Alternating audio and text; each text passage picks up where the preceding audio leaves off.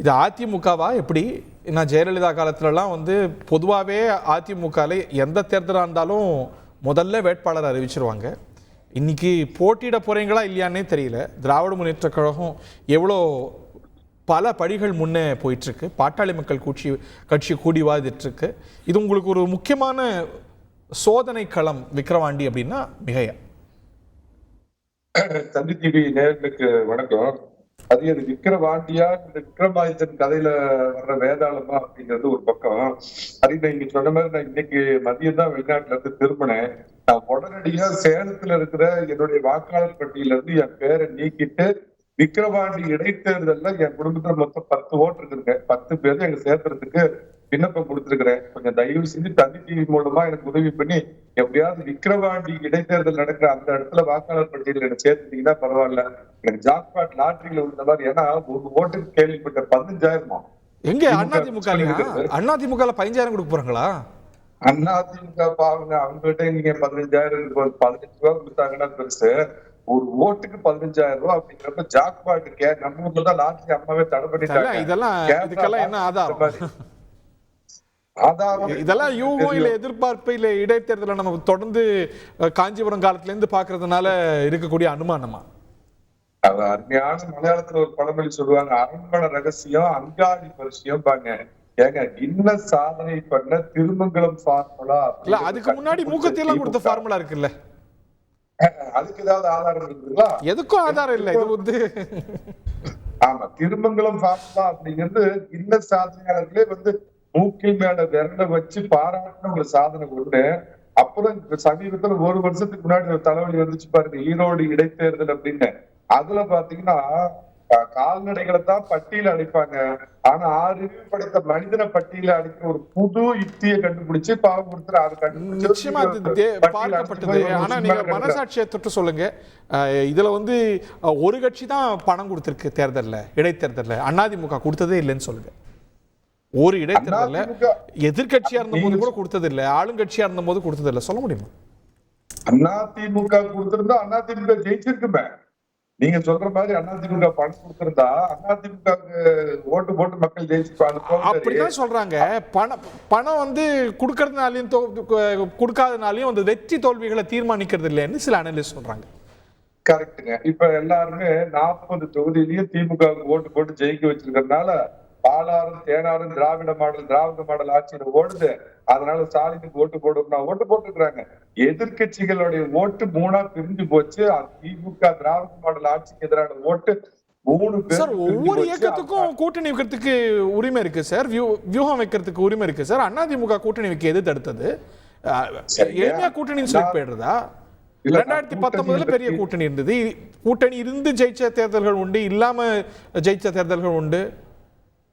இல்ல, அவங்க போன பாராளுமன்ற தேர்தல்ல கடந்த அதுக்கு முன்னாடி பாராளுமன்ற தேர்தல் எவ்வளவு ஓட்டு வாங்கினாங்க, எவ்வளவு ஓட்டு சரிவு. ஆனா தனிப்பட்ட முறையில அதிமுகவுக்கும் திமுகவுக்கும் 5% வாக்கு தான் அப்படிங்கறது புரிஞ்சுங்க. அதுக்கு முன்னாடி விஷயத்துக்கு வர்றாங்க. நீங்க அப்படி கடந்து போயிட முடியாது. இந்த தேர்தல்ல அதிமுக இது வரைக்கும் பார்க்காத வீழ்ச்சியை பார்த்திருக்கு. எவ்வளவு தொகுதியில டெபாசிட் போயிருக்கு? இல்லைங்க, பார்க்காத வீழ்ச்சியை பார்த்தது அப்படின்னா அது புரட்சித் தலைவர் காலத்திலேயே அதிமுக தோற்றுருக்குங்க. அதிமுகவுக்கு ஒரு சோதனையான காலகட்டம் தான் ஒண்ணு சொல்லிடுறேங்க. இப்ப விக்கிரவாண்டி கௌரவமையானா இது வந்து ஒரு முக்கியமான ஒரு டெஸ்ட் இல்லை. இப்ப நம்ம வந்து இப்ப விழுப்புரம் மாவட்டம், அது வந்து சி.வி. சண்முகம் எல்லாம் இருக்கக்கூடிய ஒரு பகுதி. அதனால இங்க ப்ரூவ் பண்ண வேண்டிய ஒரு கட்டாயம் இருக்குல்ல உங்களுக்கு.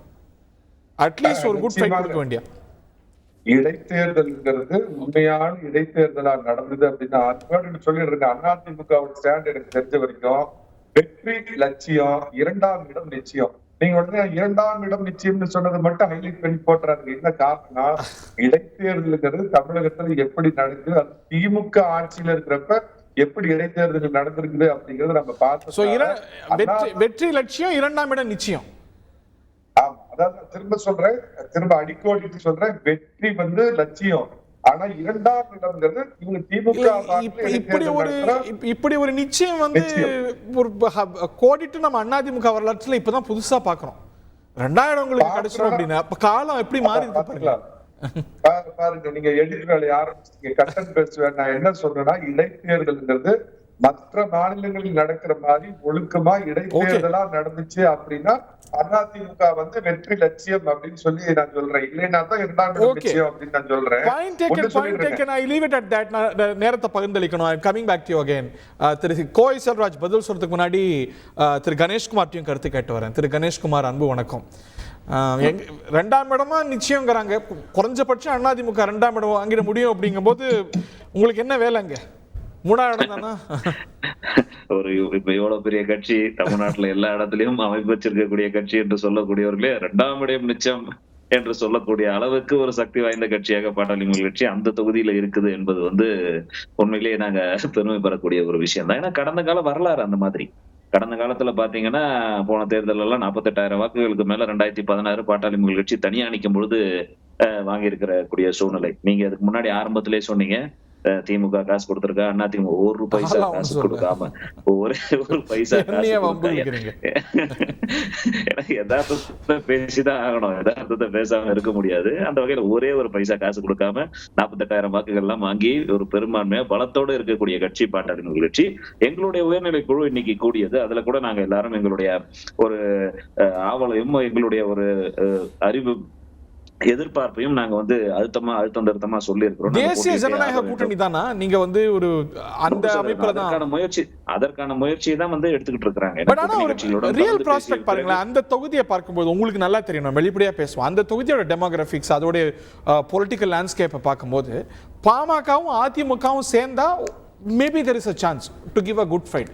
ஆனா நீங்க அவங்க தனியா இருக்கும்போது அதோட அவுட்கம் ரொம்ப வெளிப்படையானது இல்ல. அட்வான்டேஜ் நீங்க அதாவது ஒரு தேர்தலுக்கும் டிபெண்ட்ஸ் அப்பான். நீங்க ஒரு தேர்தலும் கணக்கு பண்ணீங்கன்னா அதுல வந்து கூட்டணி வைத்து நாங்க வாங்கிய வாக்குகளை விட கூட்டணி இல்லாம தனியா வாங்கின வாக்குகள் அதிகமாகவே இருந்துட்டு இருக்கு நிறைய தொகுதியில.